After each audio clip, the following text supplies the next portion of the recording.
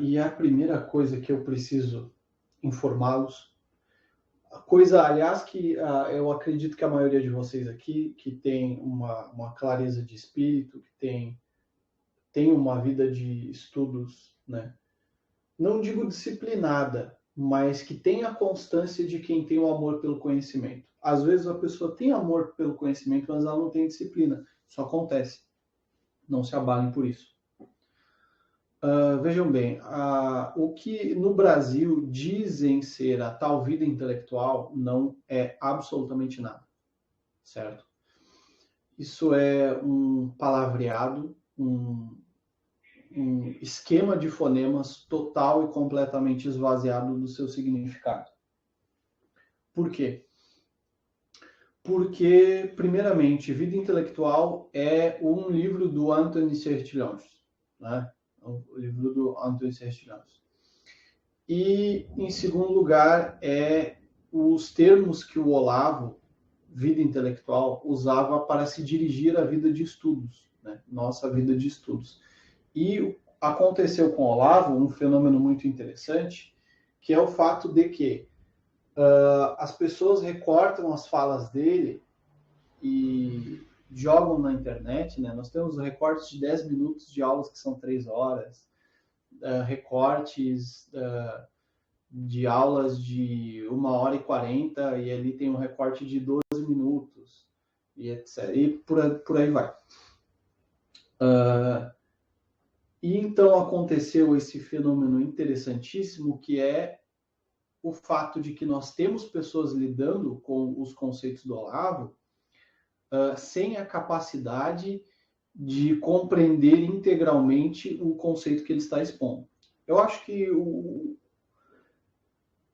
conceito mais esvaziado, o conceito que foi vitimado, né, pelo pessoal do marketing digital, da internet, da contracultura da internet, né, etc., é a tal da guerra cultural. Acho que guerra cultural é hoje um flatus vocis, né?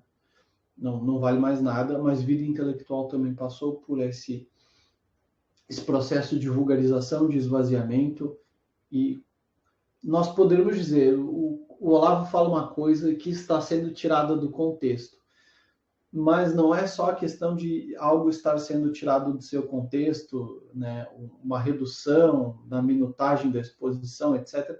Nós estamos tratando também de gente muito incapaz de lidar com esses termos que o Olavo, né, está utilizando para se referir à vida de estudos. Por quê? Porque vida intelectual é algo complicadíssimo de se definir. A definição de vida intelectual demanda que haja uma definição de vida, né? E aí que está o problema. Você quer pegar um desses coaches de vida intelectual, de marketing digital, etc. Você quer pegar esse cara de calça curta, você pergunte para ele a definição de vida, né? Pergunte para ele a definição de vida. Você vai ver que o sujeito vai se embananar. E vida intelectual para ele é praticamente um hábitos no sentido clássico, hábitos no sentido aristotélico, né? Hábitos de estudos. Seria mais ou menos isso. Mas isso totalmente separado das afeições, dos movimentos espirituais, da estrutura de consciência que tem contato com os livros, né? Então, você quer ver um coach desse embananar? Faça isso. Não é prova de que quem já fez isso.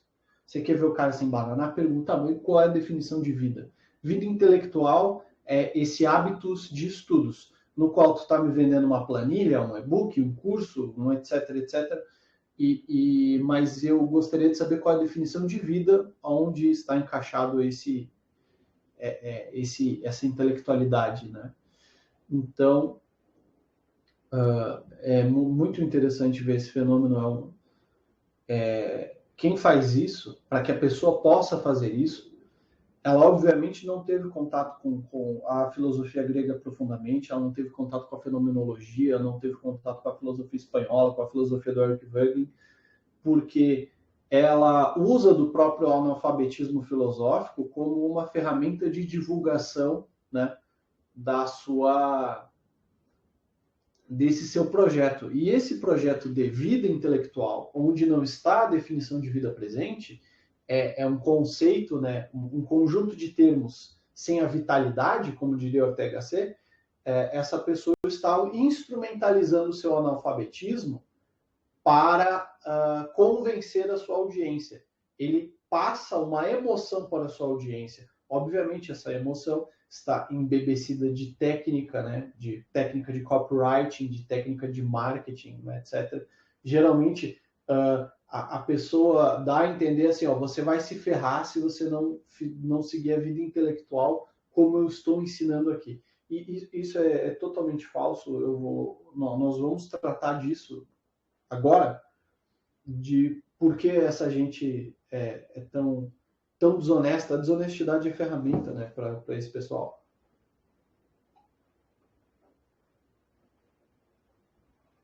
A desonestidade e o analfabetismo filosófico que faz com que esses termos, né, vida e intelectual, sejam tratados com uma substancialidade racionalista, por assim dizer.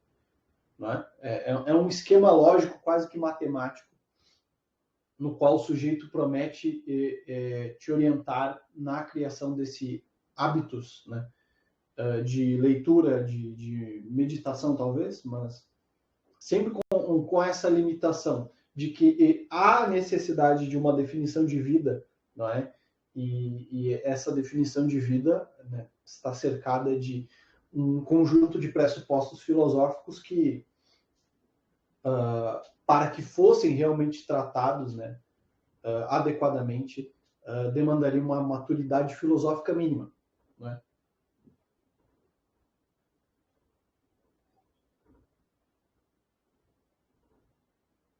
Só a canalice, né, para não dizer uma inocência. Eu acho que isso pegou muita gente inocente, etc. Mas que vários desses gurus aí, né, de venda de cursos, etc., vários deles são analfabetos filosóficos que conhecem um ou outro esquema racionalmente articulado, né? Quase matematicamente articulado, né? Embebecido nessas técnicas de copywriting, de marketing, para vender isso para uma audiência. Então, vida intelectual no Brasil, fora a nossa cultura, que já tem um certo ódio ao conhecimento, que a gente pode ver na própria literatura, a literatura brasileira retrata isso, né? Nossos escritores, eles individualmente, como escritores, como autores, dentro desses princípios de autoria que o Olavo abordou,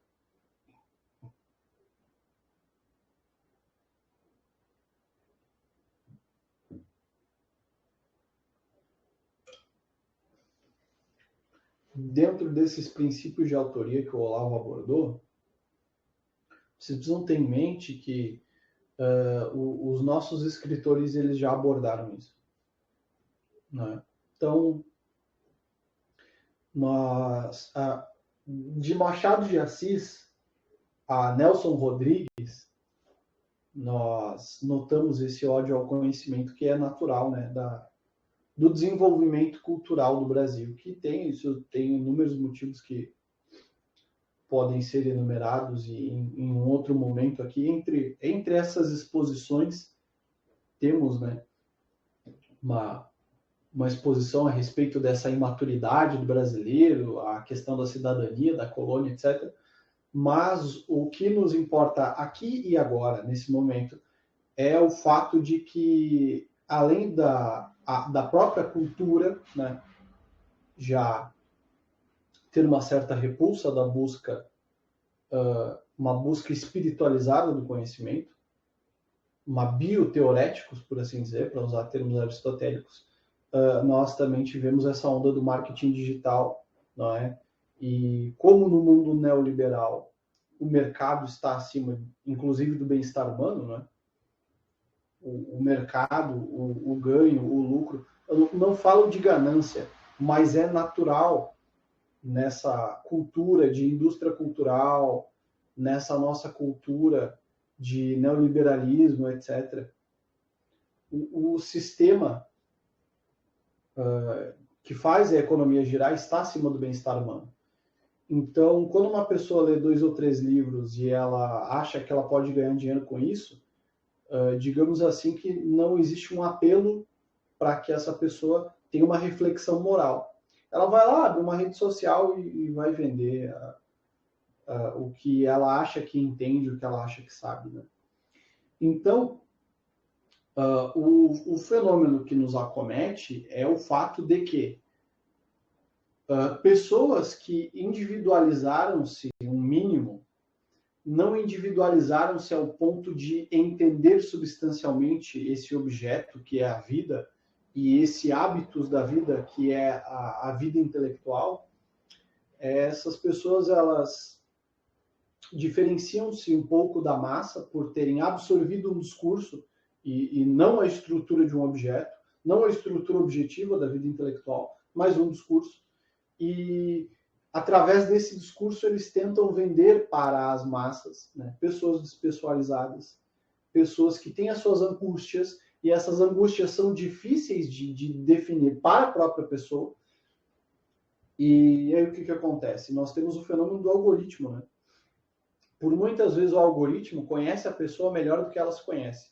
Então ela acaba tendo contato com esse tipo de conteúdo, porque algum conteúdo que ela consumiu a respeito de leitura, isso ou daquilo, ou algum guru de orientação existencial, né?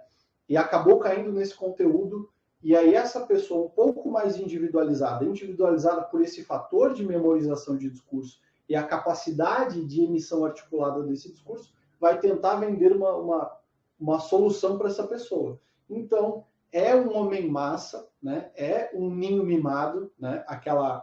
Aquilo que o Ortega Gasset chama na Rebelião das Massas de patologia do menino mimado,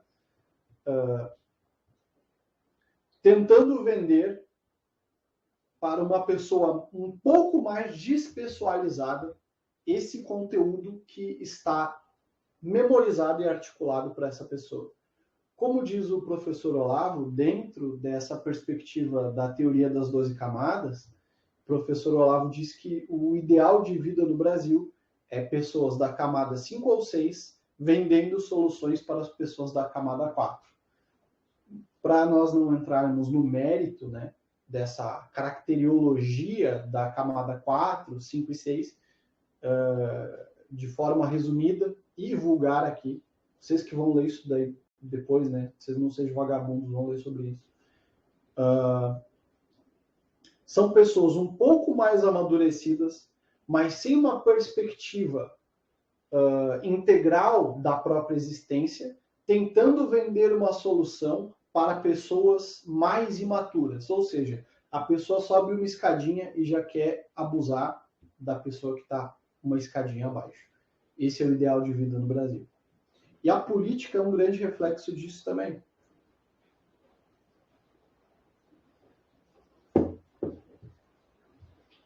Você pode ver que as pessoas que têm um pouco mais de articulação social, que entendem um pouco mais dos chavões, elas tentam angariar, aí, exercer influência sobre um grupo de pessoas, e aí depois tentam vender esse grupo de pessoas como se fosse voto. Isso acontece muito. Aqui em São Paulo isso acontece muito. No Rio Grande do Sul também acontece, mas numa escala, com um conjunto de características um pouco diferentes, por causa da questão social, por causa da questão econômica, etc, etc. Mas aqui eu vi esse fenômeno com um pouco mais de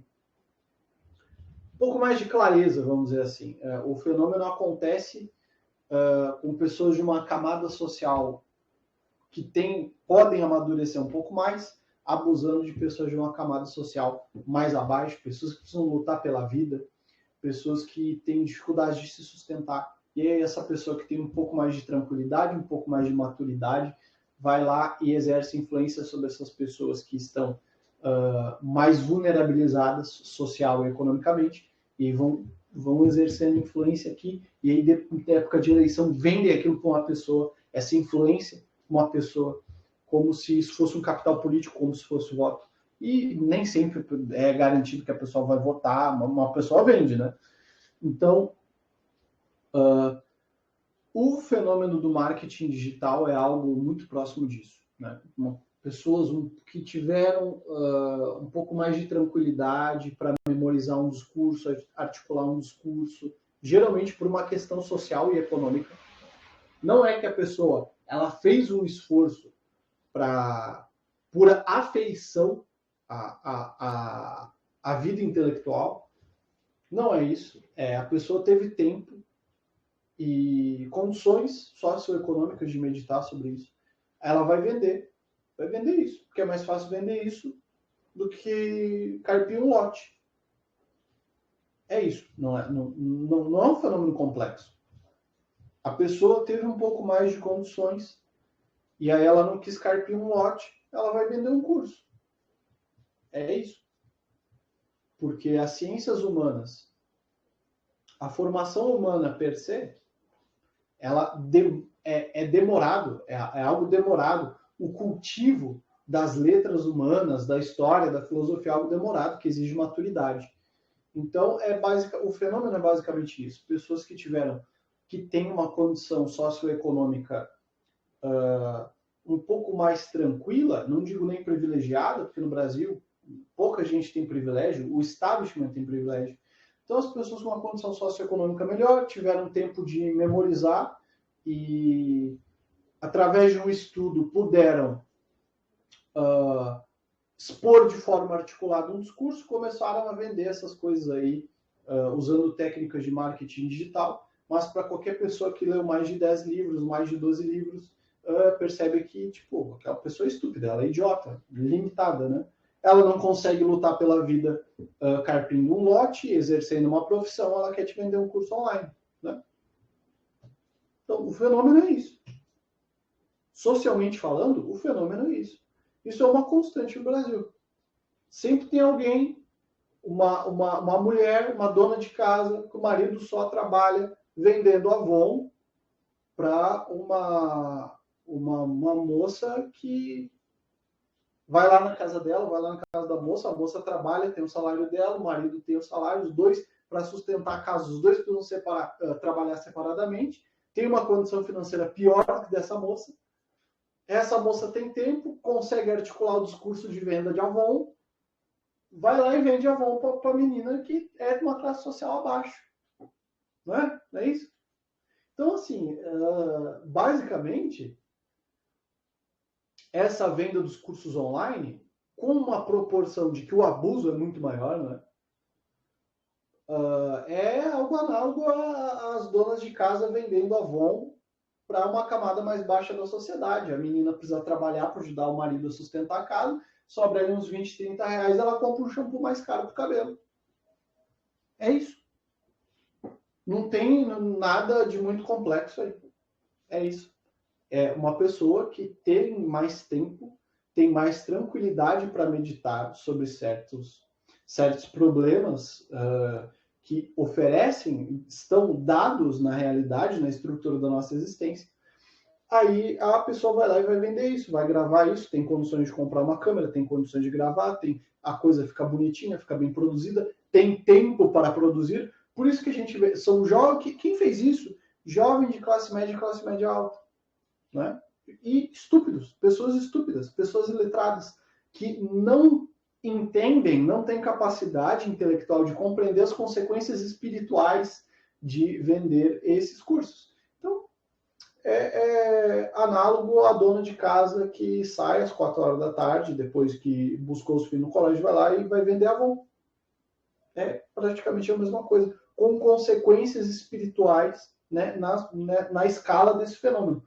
Ou seja, o fenômeno ele prejudica emocionalmente, espiritualmente, em uma proporção muito maior, porque a técnica utilizada para isso, tanto a técnica do discurso, como a tecnologia da gravação, da internet, de ficar postando no servidor, é uma tecnologia mais avançada do que a revistinha da Avon, que tem aquele negócio que você passa o pulso, né? Não é isso? Vai lá, passa o pulso.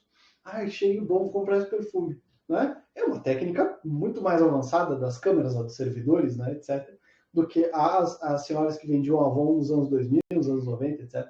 Não é?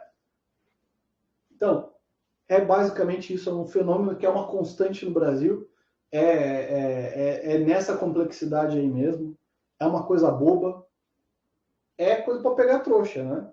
E gente trouxa no Brasil tem muito, porque o Brasil não é um país que amadurece as pessoas. Nós já discutimos isso em outra exposição, né? Questão da cidadania, da polis, da participação, os donos do poder, etc. A história do Brasil. E nós carregamos a história sobre os ombros, né? Isso é inevitável. A historicidade é parte da realidade, né? Então, o que aconteceu com esse fenômeno da vida intelectual é aquilo que o Ortega Gasset há de falar no livro Las Missiones, né? Que ele diz que a palavra missão ela é utilizada como um leão dopado, que várias palavras do nosso cotidiano elas não são utilizadas com o peso integral do seu significado, não é? Ortega C ele há de dizer que sem homem não há missão e sem missão não há homem. Nisso, para não me estender e não tornar muito complexa essa exposição, Ortega C acredita que o homem ele é algo ainda a ser realizado, né? Então, o homem ele precisa decidir o que será feito dele mesmo, o que será feito da sua vida. E a palavra missão traz esta carga dramática sobre o que é a vida humana. O homem precisa de uma missão e uma missão só pode ser executada por um homem, né? Porque a missão é algo compreendido, é algo decidido, não é? É algo em que se toma consciência de que há necessidade dessa execução. É um elemento projetivo. Então, só existe missão porque existem homens que projetam-se na realidade, entendem a necessidade e decidem. Mas também só há homem porque existe algo a ser feito. Só há homem porque existe este obrar, este hacer, né? Como diz Ortega Gasset, esse fazer dramático, isso que me está dado como problema meu. Então nós tomamos a palavra missão muitas vezes esvaziado de seu sentido, né? E ele diz que nós tomamos as palavras como os domadores usam os leões dopados no circo, né? Você dá um anestésico pro leão e ele está esvaziado das suas forças. Ele não tem aquela explosão física de agarrar o domador e comer o cara pelo pescoço, fazer aquele... O que um leão naturalmente faria. Vocês veem, um leão ele pega um veado, um cerdo, é uma facilidade monstruosa, a explosão física, a força física do leão é uma coisa, não é, que transcende muito a força humana. Então, vida intelectual hoje é o mesmíssimo método, o mesmíssimo processo, esvaziar o sentido integral dessas palavras, porque essas palavras carregam uma dramaticidade que torna a pronúncia dessas palavras algo muito complexo. Se nós tomássemos culturalmente vida intelectual no seu sentido integral, se nós parássemos para meditar no seu sentido integral, jamais nós daríamos ouvidos a essas pessoas de inteligência muitíssimo limitada. São pessoas que falam sobre vida intelectual hoje em dia, esse pessoal do marketing digital, são pessoas de inteligência muitíssimo limitada. Porque se elas tivessem a capacidade de visualizar, de entender as consequências dessa ação, as consequências do seu obrar, do hacer, do seu fazer, se eles entendessem as consequências do que estão fazendo, eles não fariam. Né? Uma coisa óbvia.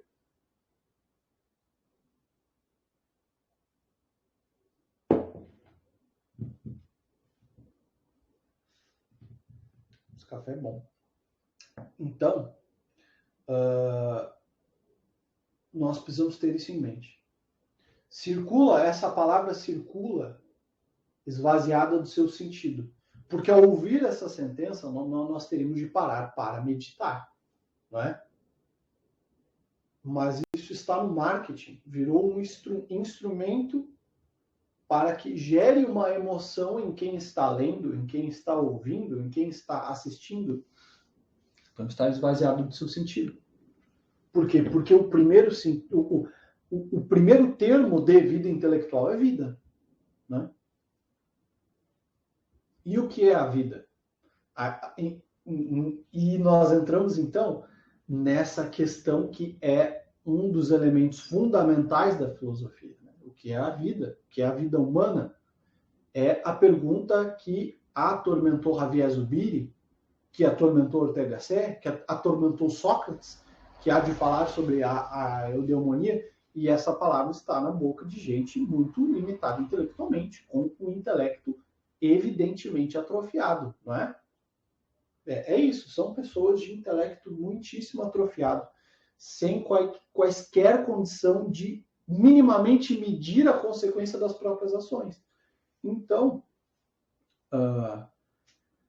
nós precisamos entender que isso é tão complexo, a questão da vida intelectual, que o primeiro termo de vida intelectual é vida, em primeira instância, e o intelectual, o intelectivo, a vida de pesquisas, não é? É algo que há um status questiones sobre essa questão. Há um debate no século XX, no século XIX, né, sobre quem pode, quem deve e como é a pesquisa intelectual. Então, se o sujeito não leu, pelo menos, Ortega Gasset, Heidegger, Javier Zubiri, Julián Marías, ele não deveria falar sobre isso com a propriedade que se alega ter, né? A propriedade que esse pessoal tenta construir aí na rede mundial de computadores, nas interwebs, né? Pessoal antenado, pessoal... Como é que o Lucas fala? O Lucas fala de um jeito que eu acho muito engraçado. Pessoal muito antenado, jovem antenado, dinâmico, sei lá, depois eu pergunto para ele, mas eu acho muito engraçado. Vi um pessoal antenado na internet, eu acho cômico, mas enfim. É algo que o pessoal não deveria tentar, é imoral tentar construir, né, essa autoridade sem ter posse do status questiones dessa discussão de como deve ser a vida intelectual. O Javier Zubiri, ele há de tratar disso tanto em Naturaleza e História de Deus, como também em cursos na Universidade de Madrid. Né? Dava aula, o Javier Zubiri dava aula de História da Filosofia em Madrid, deu aula em Barcelona, né? Javier Zubiri, ele tinha muito trânsito dentro da Academia Espanhola, porque ele doutorou no Vaticano com um doutorado muito complexo, né? A questão da fenomenologia do juízo. Então, tinha credenciais, né, para transitar, depois migrou para a Alemanha, conversou com Heidegger, com Albert Einstein, né? Teve a questão da Guerra Civil Espanhola, e ele vai tratar de uma forma, uma perspectiva, não é, muito interessante em Naturaleza, História e Deus, sobre como o intelectual moderno ele está perdido, não é? Porque não se sabe mais o que o intelectual moderno deve fazer, porque o positivismo criou uma doutrina que dá ênfase, que dá exclusividade para as ciências de teste, não é? Só que a ciência de testes, ela recebe o objeto da realidade já definido. E quem define o que é o objeto? O que são as coisas é a pergunta por excelência dos gregos, não é? As ciências médicas da Grécia eram ciências causais, não é? Não eram ciências, não eram ciências causais. Hoje eu diria que a medicina moderna ela engloba uma série de ciências, mas ela é uma arte, é uma técnica de compreender a causa da dor. É uma arte de intelecção da causa, da dor, da doença, não é? Então, é uma arte, não é? No seu sentido aberto, no seu sentido clássico, no seu sentido heleno, uma técnica. Não é? A medicina ela é uma arte como é uma arte, a arte do escultor. Ele faz algo, ele executa aquela ação sabendo o que há de acontecer após a sua ação. Ele tem um domínio intelectivo causal, um raciocínio causal tão profundo sobre o que há de acontecer através das suas ações, né? Que ele há de bater no mármore, na madeira, etc, etc. E é uma arte isto, uma técnica no sentido aberto, né? Como é a arte marcial, onde o meu golpe, a minha técnica, eu sei o dano que eu quero causar ao meu adversário. Eu sei que se eu coloco o meu jab e eu coloco o meu direto, eu quero causar um determinado dano no meu adversário. Como eu sei o dano do meu uppercut, do meu gancho, eu coloco um gancho no fígado, na costela do meu adversário, eu sei que ele há de se abaixar, ele vai sentir uma restrição no movimento de tronco. Esse golpe, ele há de me dar a oportunidade de colocar outro golpe na cabeça. Eu entendo a relação de causa e efeito da minha ação. A medicina é algo nesse sentido hoje em dia. Usa da fisiologia, da química, da farmacêutica, né, que é derivada da química. Então, engloba várias ciências, mas é uma arte. Então, nós perdemos de vista todos esses elementos pelo positivismo, pelo neopositivismo. Então, o Javier Zubiri há de dizer que o intelectual está perdido. O intelectual está perdido. No curso ministrado, não me lembro se na Universidade de Madrid, se em Mallorca ou em Barcelona, não me recordo. Eu me recordo que a introdução à filosofia dos gregos foi em Barcelona, se não me engano. Mas esse curso sobre a questão da vida intelectual, eu sinceramente não me lembro onde foi, mas ele há de falar sobre um aborrecimento, aborrecimento no sentido de um tédio, um aborrecimento por um excesso.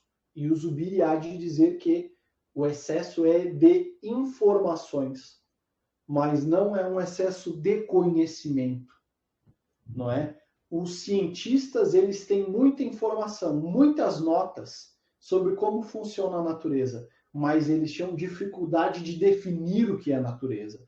Então, faltava ali esse conhecimento causal e lhes sobrava um conteúdo, sobravam notas, então parecia assim um tédio muito grande e uma desorientação. É o que acometiam os intelectuais do século XX. E, portanto, por isso que a ciência física voltou-se para os seus fundamentos. A ciência física se reformou no século XX, né? O próprio Javier Zubiri há de dizer isso, e também o professor Diego Graça há de falar sobre essa questão da reforma da física. A física reformou-se, né? Reviu seus fundamentos. Então, essa questão da vida intelectual é muito complexa, né? É muito complexa. Não é coisa para pessoas incultas, né, do século XX, com o seu QI reduzido pelas telas de computador, celular e hábitos que destroem a concentração e até a moral, né? Então, a primeira coisa que nós precisamos ter em mente é que a vida intelectual é vida, e vida no sentido humano. Parece algo tautológico, né?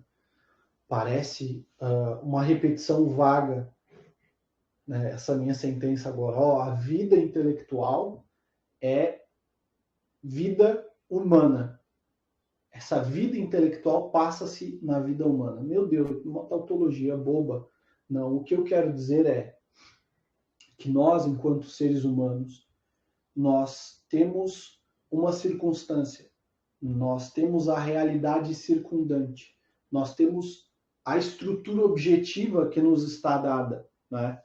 E nós recebemos esses dados da realidade. Existem coisas que nos passam despercebidas e existem coisas que estão vividamente, né,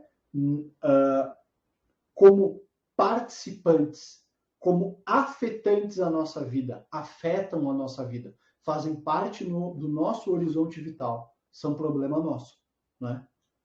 E há uma diferença que no espanhol,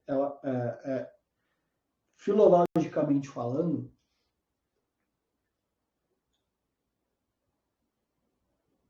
a minha parede faz uns barulhos às vezes, cara, que eu queria entender o que faz esses barulhos, velho. Mas, como eu ia falando, no espanhol, essa diferença é perceptível, que é a diferença entre as palavras ver e mirar. Mirar demanda uma intencionalidade, uma intenção. Ver é visto, mas mirado é diferente. Mirado tem uma intencionalidade, mas agora esses verbos, né, no português, mirar, visto e compreendido, será? Não, compreensão demanda operações intelectuais que o mirar não abarca, né? Ver e visualizar, ver e prestar atenção, talvez. Ver, prestar atenção são duas coisas diferentes. Mas há uma intencionalidade em mirar, né? La mirada, uma intenção, uma atenção, uma afetação, né? Então, existem objetos na estrutura da nossa circunstância, na estrutura da realidade, aquilo que está compondo, que está fundamentado na ordem do ser, que são coisas que nos são nosso problema. E tem coisas que não é tanto assim da nossa conta. Então, partindo disso, a vida intelectual faz parte dessa nossa estrutura vital circundante entre visto e mirado. Existem coisas que são nosso problema e existem coisas que não são. Então, vida intelectual é justamente isso. Existe um exercício da vida humana, o intelectual, o intelectivo, que é problema nosso. É problema nosso. Isso nos interessa, de certa forma, e nos interessa porque nos afeta. E a afetação vem também de afeição, pela afeição. Então, existem certas matérias, certas disciplinas, certos afazeres humanos, ao qual nós temos mais afeição do que outras coisas. São um problema nosso. Nós temos uma disposição para dedicar vida àquilo. E então, eu definiria nesses termos. Vejam como nós já pegamos vida intelectual, nós desmontamos esses conceitos e estamos remontando, não é? Eu diria que vida intelectual é um exercício vital, né? Algo que é problema nosso,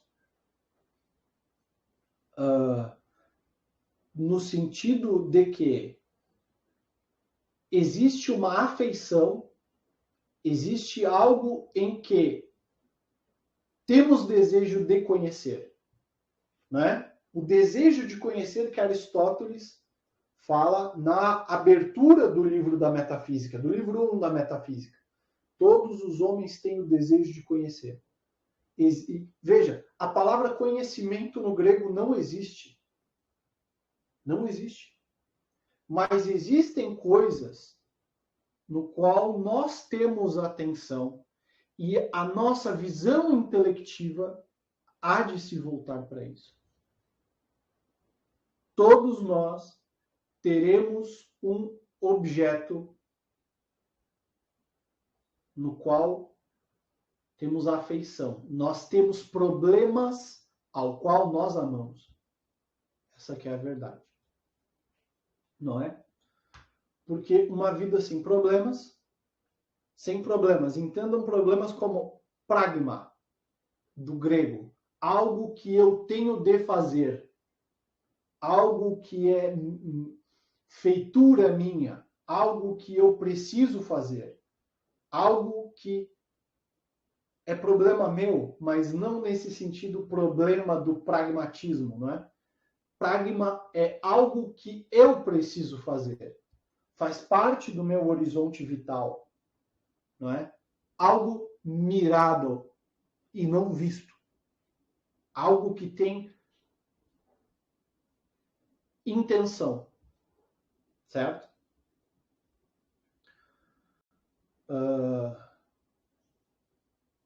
Então, a vida intelectual não é como esse pessoal de inteligência muitíssimo atrofiada diz que é. Né?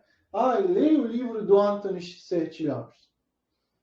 O livro do Anthony Sertilhões tem várias questões que não se aplicam ao Brasil. Por exemplo, o próprio professor Olavo fala isso. Que no Brasil, às vezes, quem tem vida de estudos está isolado. Não é? A vida de estudos vai proporcionar um isolamento. Mas a pesquisa, com toda certeza, é coletiva. Mas isso no mundo ideal. No Brasil, nós não temos isso. Você consegue ir para a universidade, fazer uma pesquisa, vá em alguma universidade e entre na biblioteca de lá e vê se tem metade dos livros que eu tenho aqui. Metade. Vê se tem algum diálogo platônico bilíngue. Livros de grego, história do Brasil, assim, não tem. Mas vocês vão precisar ter isso em casa. Né? Pelo menos os de história do Brasil. Ninguém é obrigado a aprender grego. E aí entra essa questão. Não existe um programa rígido para a vida intelectual. A vida intelectual, como é vida, ela é sua. E ela é problema seu. Como o Ortega Gasset, ele fala, né, no Meditações de Quixote, esses ensaios são ensaios de amor intelectual. Era o que era problema para o Ortega Gasset, e ele foi lá e escreveu sobre isso, né? Sobre a questão da multiplicidade da verdade, né? Se eu estou diante de uma árvore, eu não vejo bosque. Mas se eu vejo bosque, eu não vejo individualmente a árvore que eu vi anteriormente. Mas a árvore é menos verdadeira do que o bosque. Então, há uma perspectiva a respeito da verdade. Aléthea, Platão vai dizer que existe uma multiplicidade na verdade, porque as ideias elas participam da estrutura objetiva da realidade dada, né? As ideias participam, mas elas são independentes. Há algo de absoluto nas ideias. Então, existe a verdade a respeito da política, existe a verdade a respeito da virtude, a verdade da justiça, são paradigmas da verdade, né, em Platão. Então, depois há esse debate, né? A questão da ideia vai levar a uma questão da unidade ou univocidade da verdade, em Aristóteles. Né? Mas, enfim, isso é uma outra questão. É uma questão complexa, é um debate. Nenhum de vocês vai fechar essa questão. Né? A não ser que seja um gênio. Estou dando aula aqui para um Ortega C, para um Voegelin aqui, eu não sei. Mas, vejam bem. A vida intelectual ela é algo que todo ser humano precisa, certo? Porque nós somos humanos e como também, acho que é a quinta vez que eu cito Ortega C. Ortega C diz que o homem, ele não é como o tigre. É mesmo? O tigre, ele nasce tigre, vive como tigre e jamais perde o seu aspecto formal de tigre. Agora, o homem, ele pode perder a sua humanidade, ele pode barbarizar-se, ele pode animalizar-se. Isso acontece... nós temos vários relatos na história, né? O ser humano barbarizado, animalizado, né? Nós temos também uma questão, né, que a história é contada pelos vencedores, eu não nego isso, mas nem todo vencedor é mentiroso. Cá entre nós. Todo vencedor agora é mentiroso? Todo homem que vence uma campanha militar, automaticamente, o sucesso da sua campanha militar torna seus relatos históricos mentirosos. Não. Não. Os gregos falavam muita verdade, os romanos falaram muitas verdades. Flávio Josefo falou muitas verdades. E, agora porque os caras venceram, eles vão mentir. Não, isso é coisa de comunista. Né? Então, os gregos tratavam os demais povos que não foram helenizados como bárbaros, mas nem todos eles eram animais. Né? Então,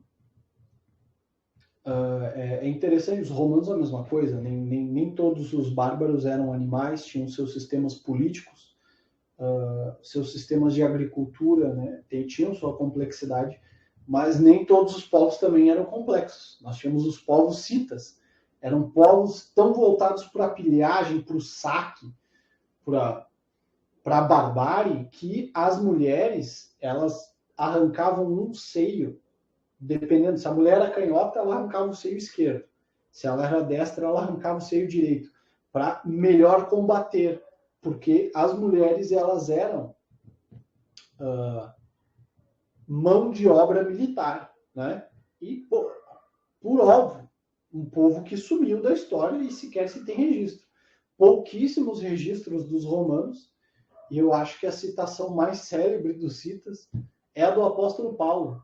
Devo a gregos, a romanos, a judeus e a citas, né? Que era um povo animalíssimo, mas alguns se converteram ao cristianismo. E aí o apóstolo Paulo, nessas sentenças, coloca como devedor dos citas, né? Ele coloca assim, eu devo a essas pessoas animalizadas, porque ouviram a palavra do evangelho, eu devo a eles, eu sou servo deles, nessa posição de apóstolo, de enviado, né? Apóstolo do grego é enviado. Então, o apostolado de Paulo colocava ele como servo dos animais, desses homens que foram animalizados.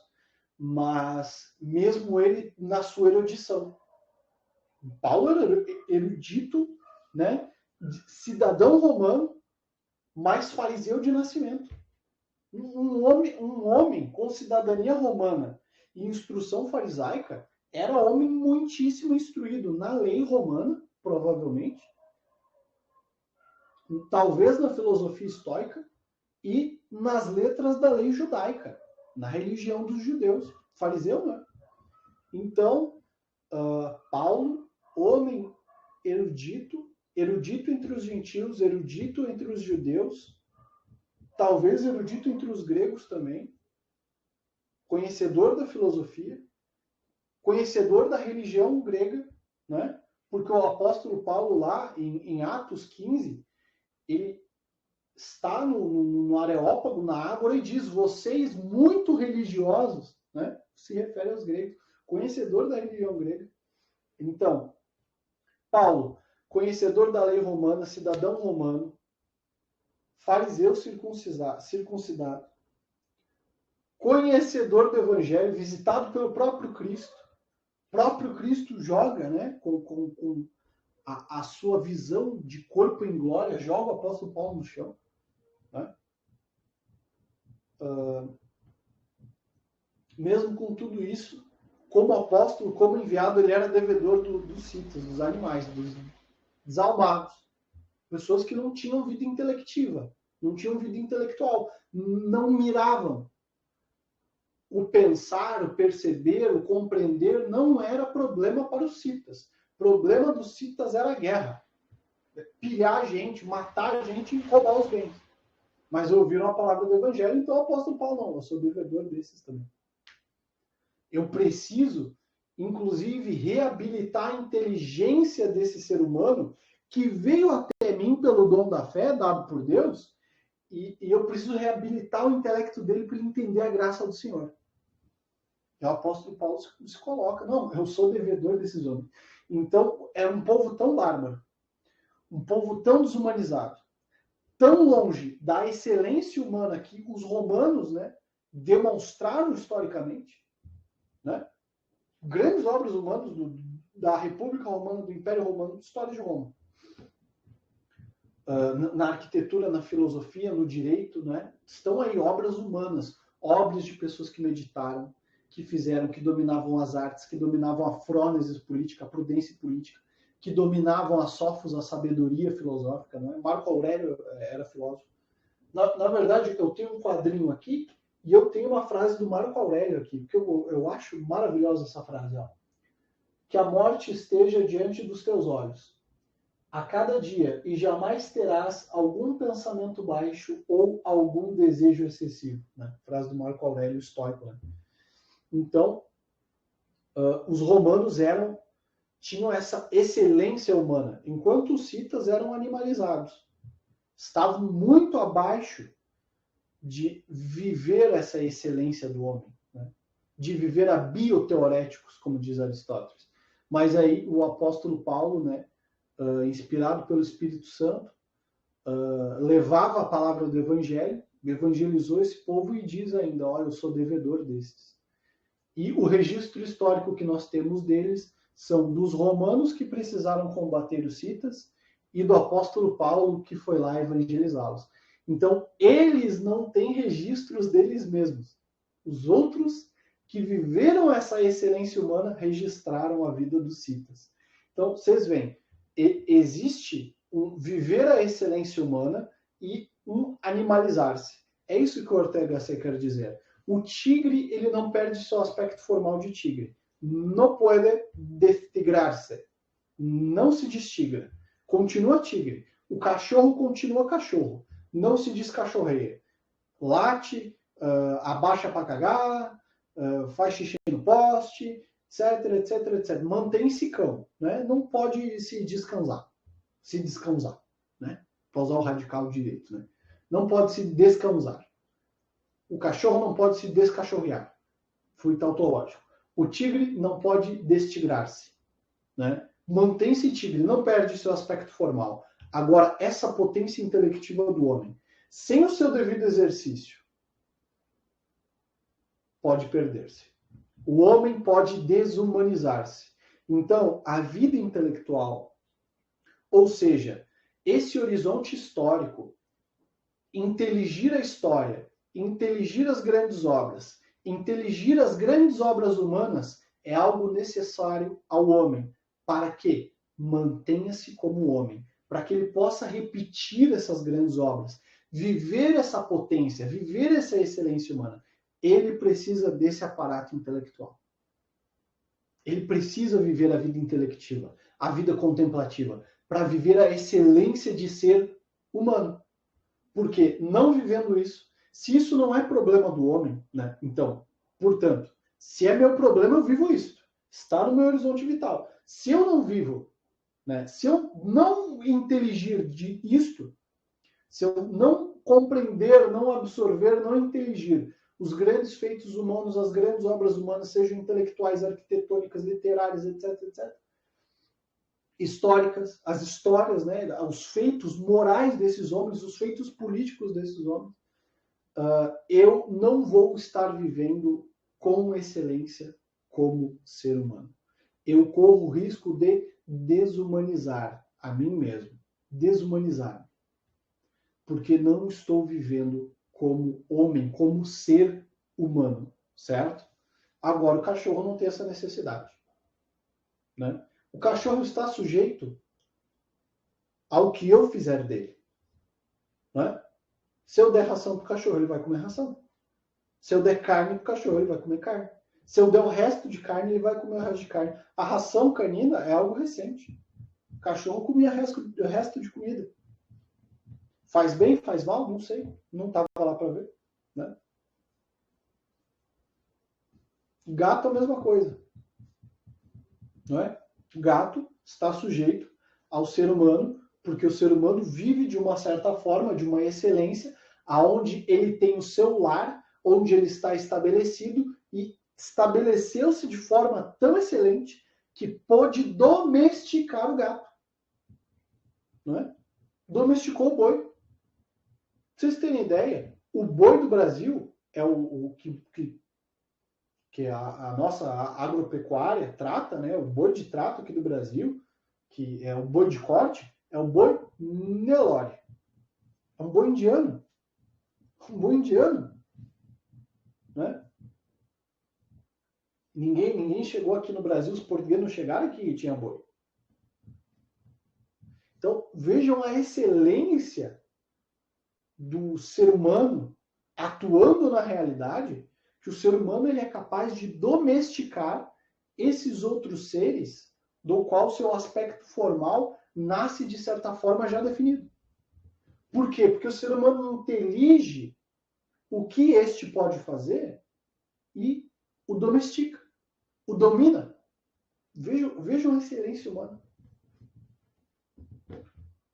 Então, a vida intelectual, ela não é para que eu tenha um determinado conjunto de conhecimentos de uma grade curricular, para dizer para o pessoal na internet que eu estudei, é para que eu me mantenha humano, para que eu alcance uma certa excelência, uma certa maturidade humana. Esse era o objetivo da paideia grega. A paideia. A formação do homem grego, para vocês terem ideia, o teatro era a educação grega. O teatro era algo público.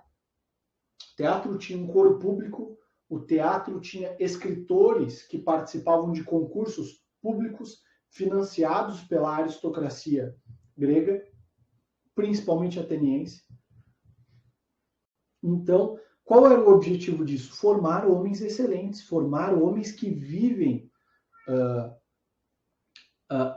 essa humanidade com excelência, vivem essas potências intelectivas. Então, vocês podem ver que existe uma inflexão entre os épicos gregos que demonstram os valores da aristocracia grega, que demonstram como a guerra é lutada, como a guerra é vencida e como age a aristocracia, como a aristocracia é excelente, resiliente, virtuosa, né?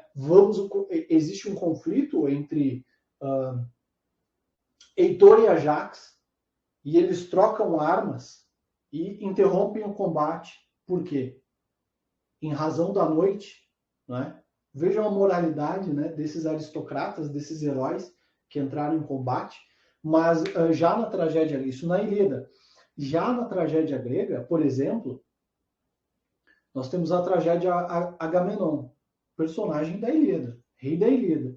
Na Ilíada, Agamenon é rei, é tratado como rei, é um aristocrata, é tratado como homem excelente, homem de retórica política, porque aglutinava os aqueus, homem de excelência bélica, herói, né? Mas, no período grego, em que as polis já estavam desenvolvidas, estava surgindo a vida civil, o teatro, a peça Agamenon, questiona, bota em xeque a solução que o rei encontrou para essa desgraça que acometeu os gregos, né? Helena é sequestrada, etc. E aí qual é a solução de Agamenon? Promover uma guerra que matou um monte de gente, morreu um monte de grego. E aí? Isso é justo? Isso é justiça?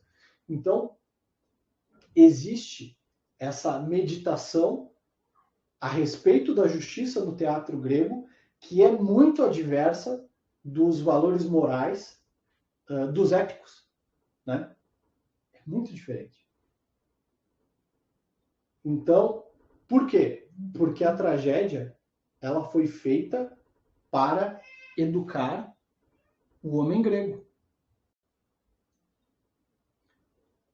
A tragédia foi feita para que o homem grego tenha essa formação, para que o homem grego viva com excelência, possa inteligir, possa refletir, e é isso que a educação moderna perdeu de vista. É isso que a educação moderna perde de vista. Não formar uma pessoa capaz de executar um trabalho para receber um salário, sobreviver e ser útil na vida cívica, ser útil no processo econômico, né? Vocês veem, as pessoas hoje são incapazes de lutar pela vida. Por quê? Porque falta essa vida intelectiva, essa vida interior, essa excelência humana, né? Que é viver essas potências intelectivas com um aguçamento máximo, com as suas capacidades sendo lapidadas diariamente. Entendem? Então, essa questão de que para ingressar na vida intelectual você precisa ter lido o livro do Anton Sertilhans, do Guiton, do Paiô, do cara que seja, do Padre Manuel Franca, do fulano de tal, isso não é só falso, isso é meio imbecil, né? Isso é meio idiota. Por quê? Porque idiota vem de ídios, que do grego é aquela pessoa fechada em si. É aquela pessoa que não visualiza fora das suas sensações, dos seus próprios problemas, aquela pessoa que tem dificuldade em absorver os dramas da polis, uma pessoa que é egoísta por limitação intelectual, que tem a percepção atrofiada, que tem a capacidade intelectiva atrofiada, né? Então, dizer que você precisa ler o livro do Anton Sertilhans. O Anton Sertilhans tem um tesouro para a vida intelectual. Não, tem livro do próprio Anton Sertilhans que é melhor, né? Então, esqueça esse negócio, velho. Eu preciso ler o livro do Sertilhans, o livro do Guiton, eu gosto muito dos livros do Paiô, eu gosto mesmo. Mas eu tenho dificuldade em terminar esses livros. Porque do meio para frente é chato, é maçante, porque é muito técnico, é muita técnica, assim. Você precisa ver como o teu corpo funciona para você descansar, mas também não pode deixar os níveis de energia baixar e ficar só descansando. O Descartes, ele descansava o dia inteiro, depois ele escrevia, porque ele escrevia melhor, porque ele lia melhor, porque isso, porque aquilo. Fica maçante, fica técnico, né? E o objetivo do Guiton é fazer isso. Então, tudo bem, é a proposta dele. Eu tenho que respeitar a proposta dele, não é? Ele escreveu o livro para aquilo ali, né? Então,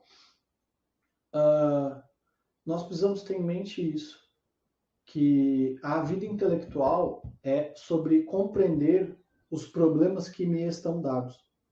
Existe um certo fascínio, um maravilhamento, né, a respeito daquilo que nós queremos estudar. Mas é uma obviedade. Uma obviedade. Existem fundamentos, né, que nós precisamos estudar. Existe um ciclo que nós precisamos fazer. Existem períodos históricos, tanto da literatura como da filosofia, que nós precisamos visitar. Por quê? Porque você vai compreender o seu próprio problema, o problema que lhe está dado, o fenômeno que lhe está dado, com a linguagem, com as categorias, com esse aparato conceitual que está dado agora para ti, esse aparato conceitual que está dado agora na tua estrutura de possibilidade, na tua consciência, você consegue? Ou a linguagem atual é um conjunto de chavões que tem uma generalidade suficiente para circular entre as massas, mas que não tem quaisquer obrigação de realmente descrever a realidade? A linguagem hoje ela foi reduzida aos chavões que pretendem gerar uma emoção em um intelecto imaturo. Isso são... A linguagem hoje, a linguagem midiática, ela fornece categorias que pura e simplesmente estão dadas para emocionar intelectos atrofiados, intelectos imaturos. Então, nós não recebemos da cultura comum, da cultura industrial, como diz a Escola de Frankfurt, nós não recebemos da cultura comum, da cultura materna, as categorias para inteligir os processos e estruturas da realidade circundante, da realidade dada, da vida humana. Nós não recebemos. Nós temos que ir atrás disso sozinhos. Para poder viver essa vida intelectiva, para poder viver com excelência essa vida humana, né? Para manter o nosso eu humanizado, né? Então, nós precisamos da literatura para isso.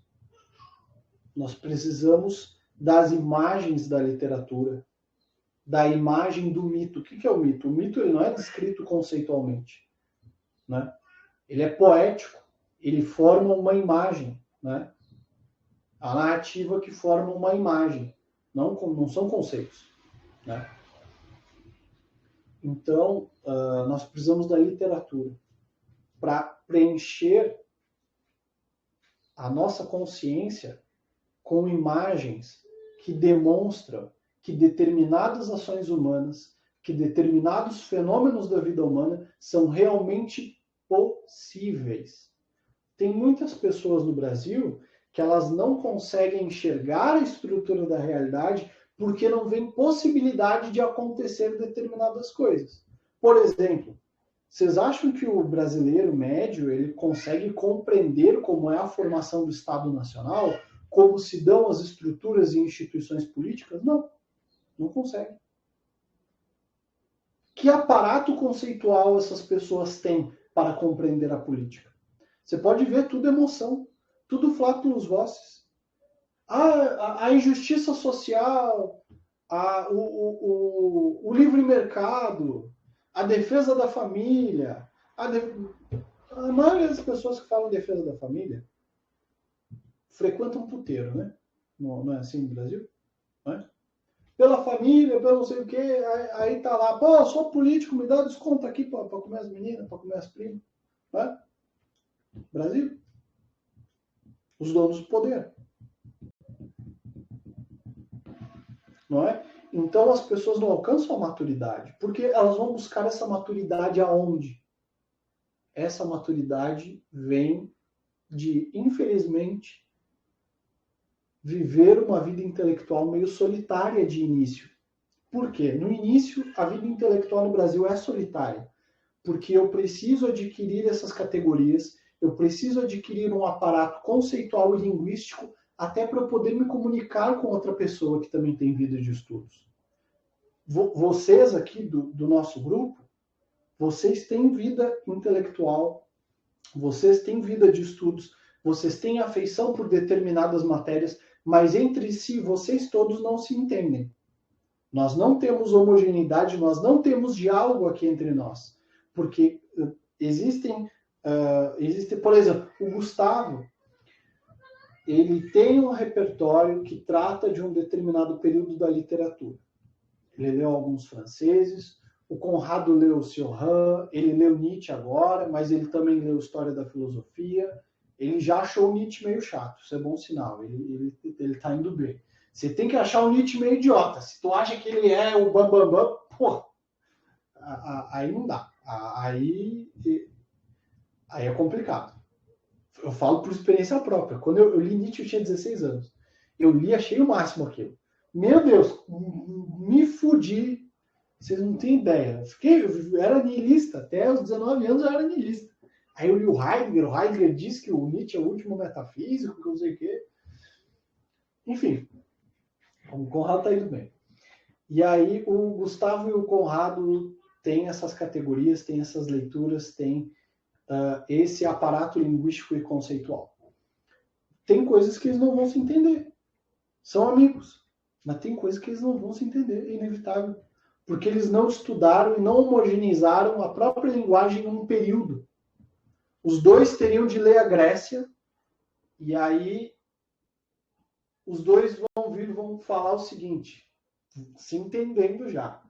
Que coisa trágica. As circunstâncias fizeram isso com aquele sujeito. É verdade. Ambos estudaram Grécia. Agora, hoje, com esse repertório atual deles, Conrado vai ouvir a tragédia. A tragédia para o Nietzsche é algo virtuoso. A tragédia para o Cioran é parte da vida humana. Agora, para o Gustavo, né, leu os franceses, a tragédia, ela é, às vezes, até um elemento de fortalecimento da personalidade. Ou é elemento romântico. É uma parte do trajeto do herói romântico, né? Mas se os dois tivessem lido Homero, se os dois tivessem lido Eurípides, Sófocles, coisa trágica, não é? Que esse sujeito a circunstância fez isso com ele, né? Shakespeare também, apesar de bem cristianizado, um cristianismo maturado, o teatro shakespeariano também tem esses elementos trágicos, mas essa tragédia ela não se relaciona com as divindades, né? Com os deuses da Grécia. Há de se relacionar com esse Deus já que é soberano, e existem as circunstâncias, existe o inevitável, existe aquele que faz o bem tem paz, colhe o bem. Aquele que tem ações que são guiadas pela virtude da sinceridade, acontecem coisas boas com este, né? Independente do arbítrio dos deuses, né? E vocês podem ver o seguinte, vou citar um exemplo aqui, que é o da Cordélia. Cordélia é brutalmente sincera com o próprio pai, né, Lear, e é deserdada. Aí, perdendo a herança, alguns dos reis dos outros feudos, dos outros principados, perdem o interesse em Cordélia porque queriam o poder político de ser casado com uma filha de Lear, né? Mas o rei da França diz que, olha, te tornastes ainda mais valiosa agora, Cordélia. Ele vai lá e casa com a menina deserdada, com a menina que teve a vida desgraçada, mas ela foi desgraçada circunstancialmente por extrema sinceridade para com o pai. E as duas outras filhas estavam só puxando o saco do velho, né? Estavam só puxando o saco do velho. E aí vai ter uma série de acontecimentos, de circunstâncias, né? Por esse egocentrismo do rei, que deserdou a própria filha, por ego, deserdou a filha por ego. E, nesse sentido, os acontecimentos posteriores, tanto envolvendo Cordélia como envolvendo Lear, eles vão se desenrolar dentro dessa perspectiva já de um cristianismo mais maduro, né? Aquele que fez o bem pode se dar mal circunstancialmente, mas ele vai acabar se dando bem. Ele terá uma paz de ter agido bem, a sinceridade, buscando o bem, não é? Então,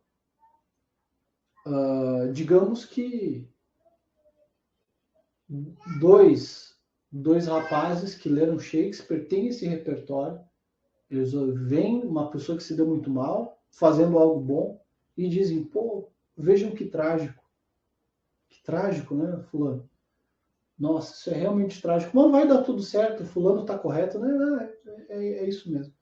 Então, existe a necessidade de que a literatura nos forneça aparato conceitual, imagens, para que nós vejamos como possível o bem, a tragédia, o arbítrio da circunstância, né?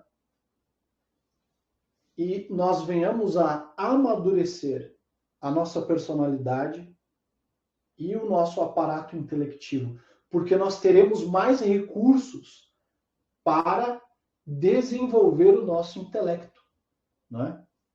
Nós vamos ter esses recursos conceituais, linguísticos, essas imagens, né? Então, agora, para nós que lermos o teatro grego, é possível, por exemplo, a traição entre os iguais na política. É possível também a política ser vivida com moralidade, né? É possível a guerra, é possível o confronto, é possível a paz, é possível a diplomacia, é possível o mútuo entendimento, o contrato mútuo, a associação e a fundação da polis. É possível a justiça, como também é possível ser injustiçado. É possível a reabsorção da circunstância, não é? Que, segundo Ortega Gasset, é o destino concreto do homem. Mas como você reabsorve essa circunstância se isso não lhe parece minimamente possível, porque não existem imagens na sua consciência, seu imaginário não está preenchido, né? Como isso me parecerá possível? Como, por exemplo, o que ocorre a Édipo, né? História do Édipo. Então, vocês precisam ter em mente que vocês precisam absorver a literatura. A literatura, ela precisa integrar a personalidade de vocês. Vocês precisam ter essa imagem vívida, né? Vivam o drama do teatro grego. Sofram com os personagens. Sofram com a psicopatia de Medeia. Sofram com a sátira do Cíclope. Sofram com a circunstância trágica, desgraçada, desprovida de graça de Édipo. Não é? Vivam o questionamento a respeito da justiça de Agamenon. Pensem se Agamenon estava correto, se foi destemperado, se foi imprudente, se foi egoísta, se foi egocêntrico. Né? Vivam o teatro. Vivam o teatro. Antes de criticar o teatro, antes de criticar o cânone ocidental, antes de meditar sobre a diferença entre tragédia e comédia, e sátira, e etc. Vivam a tragédia. Vivam a tragédia. Os personagens, às vezes, eles são satirizados, e isso, né, é desprovido de uma certa graça, né, da graça da audiência, né? Mas isso é absolvido. O personagem absorve essa circunstância concreta. Édipo, Cíclope, né? O suicídio de Ajax é uma covardia? E os trabalhos de Heráclides? E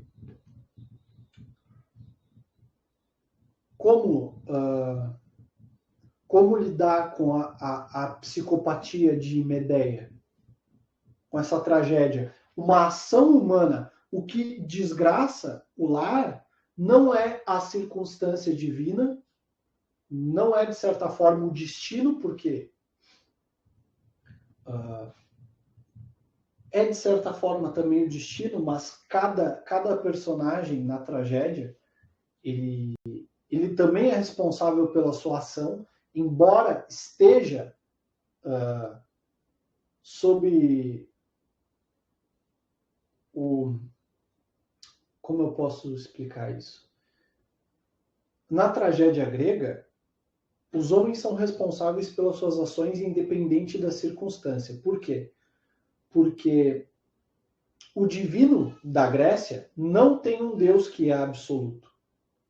Vocês vão ver isso na própria Ilíada. Na Ilíada, Zeus quer convocar uma assembleia, e aí Poseidon diz o seguinte para Hermes, o mensageiro, se eu não me engano: olha, os mares são de minha incumbência.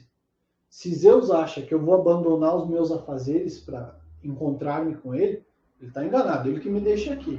Zeus não manda aqui. Zeus não manda em mim. Né?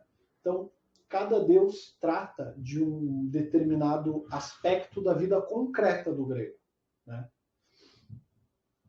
Então, é preciso viver a tragédia dos gregos. Ter essa imagem vívida. E ter essa imagem vívida nos dará aparato conceitual e linguístico, né?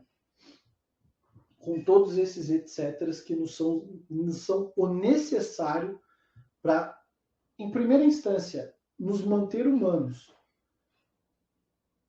Em segunda instância, lutar pela vida. Por quê? Porque a vida intelectual nos traz a maturidade, que nós demoraríamos mais tempo adquirindo maturidade apenas pela experiência. Né? Por isso que o teatro grego era público, para que as pessoas aprendessem a viver a vida civil. E vida civil é vida. Então a pessoa precisa ter integralmente a sua maturidade para viver bem a vida civil. Né? Então, o teatro grego tem muito dessas reflexões para que se cultive a maturidade. Né? Vocês vão ver que tem muito dessa questão da prudência, da imprudência, da justiça, da injustiça, da ação justa, do mal moral, do bem moral, da busca pelo bem, dos que são maus deliberadamente. Né? Então, é preciso, né, viver o teatro grego para adquirir essa maturidade, para adquirir essa excelência, para nos manter humanos, para nos amadurecer. E é essa formação humana que o neopositivismo, que o positivismo, que a pedagogia socioconstrutivista perdeu de vista. Né? O estudo para a maturidade humana. Né? O próprio Aristóteles vai dizer que a polis ela precisa cultivar a prudência, né, no cidadão. A cidadania precisa, né, dessa frônesis, dessa prudência, dessa maturidade, desse hábitos da alma que é ser temperante. Né? Então, perguntas?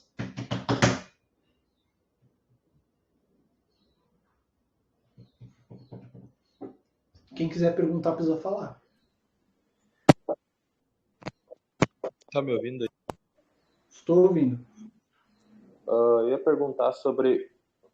Tu falou do teatro grego. Tu acha que o teatro grego, então, ele é vamos dizer, a literatura por excelência para a formação do homem?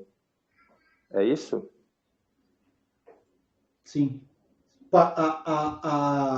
A Paideia tratava disso. Existiam concursos na Grécia Antiga sobre... Os concursos eram sobre os cantores dos épicos, em primeira instância. Os cantores iam lá e cantavam a Ilíada, a Odisseia. Quem cantasse melhor, quem decorasse os versos, etc., ganhavam os prêmios, né, em dinheiro que a aristocracia grega financiava. Mas isso era para a maturidade dos membros da cidade. a maturidade da demos, né, do povo, né, vida civil da Grécia. É para a maturidade humana que se fazia esses concursos, etc. A arte, para o grego, era para formar um ser humano que compreendesse o bem. E se ele compreendesse o bem, se ele fosse uma pessoa madura, na polis ele seria temperante, ele seria prudente, né? Teria o hábitos da frônesis, né?